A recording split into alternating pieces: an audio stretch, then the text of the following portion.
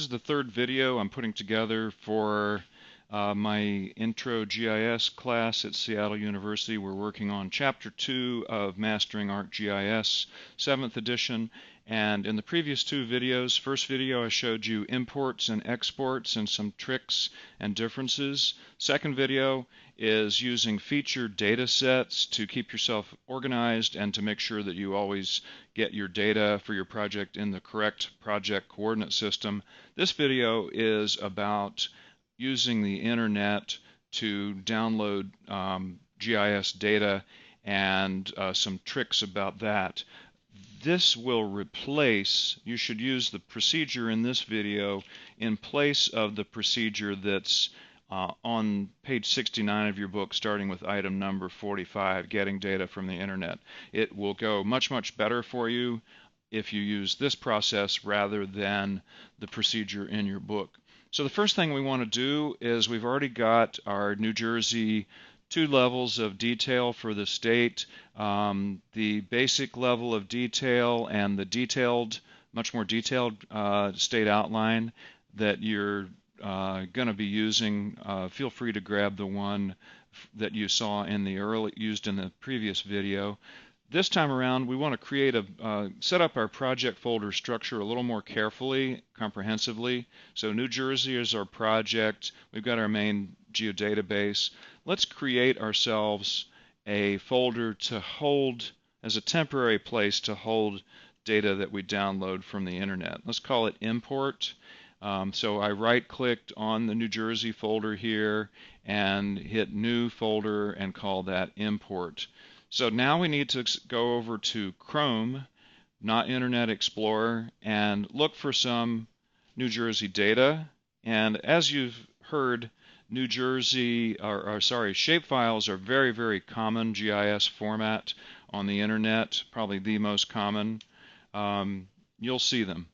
Okay, so there are a couple of options that come up pretty quickly. The one that she wants you to use is, I think, under the Bureau of GIS. I've been having trouble getting that one to work properly for me today. It's been really slow. So let's go to the second one, Data Downloads, New Jersey Information Network. And there are a number of choices. Many of them are similar to what are on the other site. I found one earlier that's a pretty fast download. New Jersey colleges and universities point locations, and it's in NAD 83, New Jersey State Plane feet instead of meters, so we'll have to be aware of that. Your book asks you to create, and what we've done earlier is create feature data sets in New Jersey State Plane meters. We don't need to worry about that too much because the feature data set will take care of that conversion. So let's hit download shapefile, and if all goes well, it will download pretty quickly.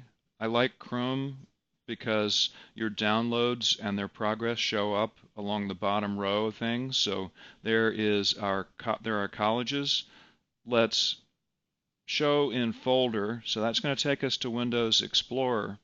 And notice now where we are. We're in Windows Explorer, and look along the top here. You're seeing it's been downloaded to C, users, me, downloads. Remember, the C drive for us will always go away between sessions, so we want to get that into a more usable place.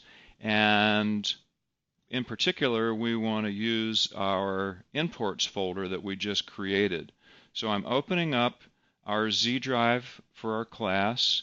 I'm finding my folder on our Z drive and the New Jersey project folder that I created, and there's import. Okay, so we're going to use that in just a minute. And let's open up. The thing to notice about things that you download from the internet, a couple things. If you look very closely here, notice that it looks like a folder, but it's got a belt around it. There's also this .zip extension, and here if you scroll things, resize things, you can see that this is a compressed folder. So we want to open that up, and you'll see what's in it, but we still haven't done the actual unzipping, uncompressing of this file.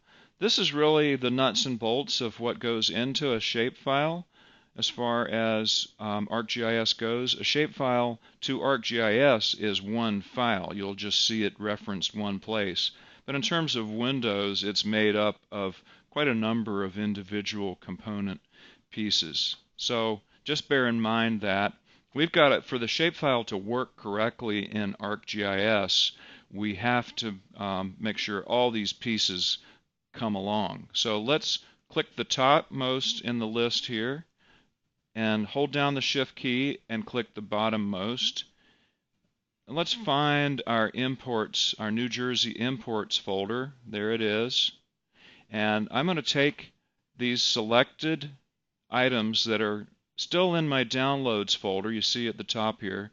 So I press and hold down the mouse and drag all of these, it's really important to get all of them, to the imports folder.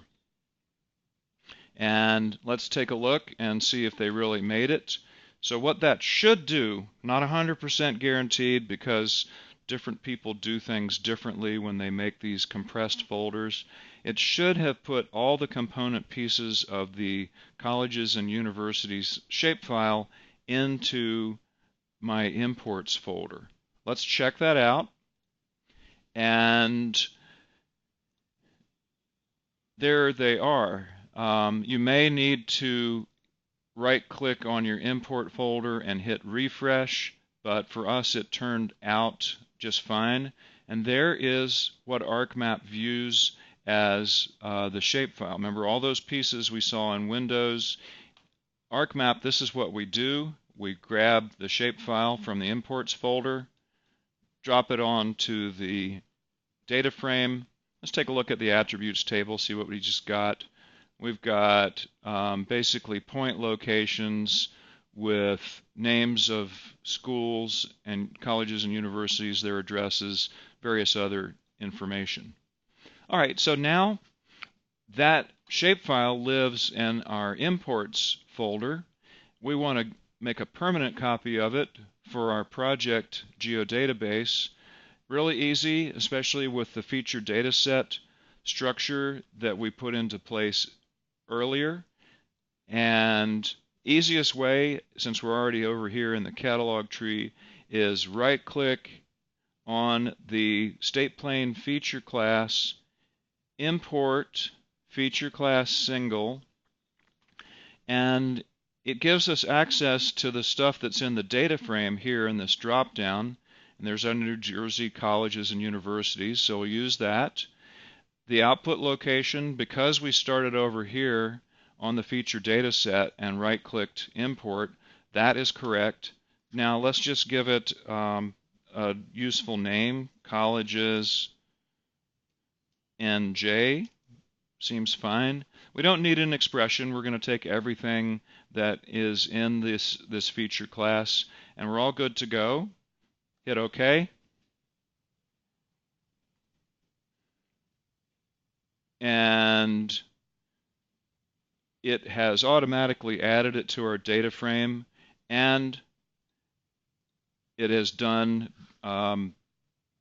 the conversion from state plane feet, which is what the shapefile here came in as.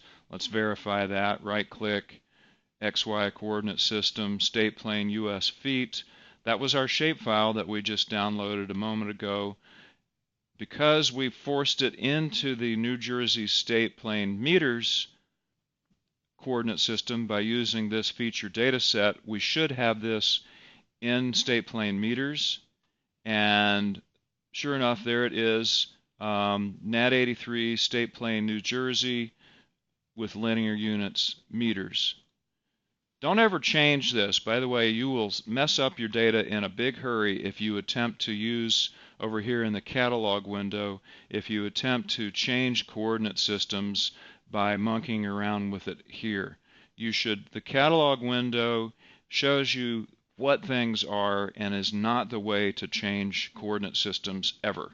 You can view what they are. It may give you the option to screw things up, but you should know never to ever try to change coordinate systems in any feature classes or shapefiles for that matter from the catalog window. So that will get you going, I hope, on probably 95% success of finding and downloading data on the internet. Good luck, and refer to this and the other two videos as you work through the teaching tutorial and the homework.